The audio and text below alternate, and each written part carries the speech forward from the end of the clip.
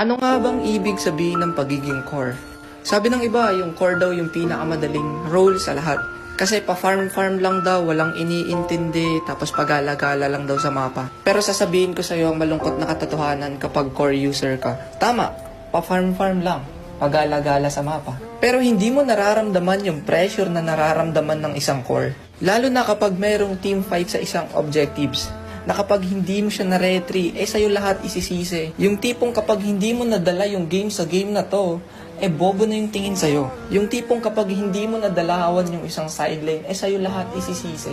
Pero partida, hindi ka na tinutulungan nung ini-invade yung farm mo. Kaya ngayon yung sabihin sa akin na madali mag-core. Kung meron mang sobrang galing mag-core, maniwala ka sa akin.